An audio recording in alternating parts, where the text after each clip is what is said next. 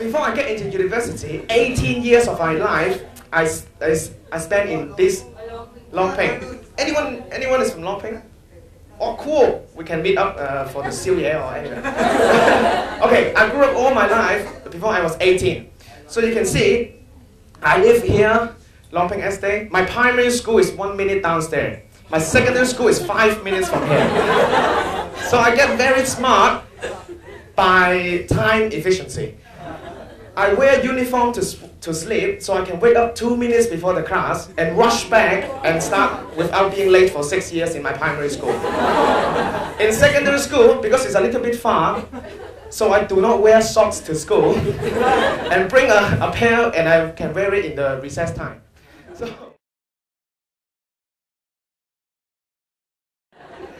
but that's it. For India, 8 weeks, 60 days, around 25 cities, that one person that we met on book, that he said, the best way to find yourself is to lose yourself in the surface of others, which written by Mahatma Gandhi. So I want to find myself. At the end, I realized that I want to serve others to find who I am. So I joined an organization called ISAC when I was in university. It's the world's biggest student organization that had a vision about peace and fulfillment of humankind's potential. And then the first project I've ever done is work with ethnic minorities in Hong Kong. So I teach Cantonese because I study in languages. And then when I teach Cantonese, you can see this is such a precious picture where my students are really studying. Because they're sometimes really noisy, running around, shouting, and not speaking, and not willing to learn much. And this is what I'm doing. So there's one little moment that I heard from one of my students saying, I don't want to learn because whether I speak Cantonese or English in Hong Kong people would anyway discriminate me. I was shocked, and before I don't think that is true. And then I look at statistics, it's somehow true. And I met with more friends from different ethnic backgrounds, they all told me similar things. Then I was wondering, is Hong Kong an Asia's world city? It seems not. It seems that it's quite different from what I thought. I really want to embrace different ethnicity. I want to embrace people. I want to see a peaceful environment with every ethnicity having a very harmonious environment with each other. And also, the experience there with 50 different nationalities, from Poland, from Tunisia, from UK, from Nigeria, from Brazil, Turkey, El Salvador, Argentina, Hungary, Canada, Costa Rica, Portugal, more. That was fascinating. That global environment is something that is better than any education that I received in Hong Kong. Then I was thinking, how can I bring this education back to my hometown, especially bring it to somewhere like Long Ping. And then people can have a global worldview, that people could have a global perspective, that people learn about the world and learn how to respect.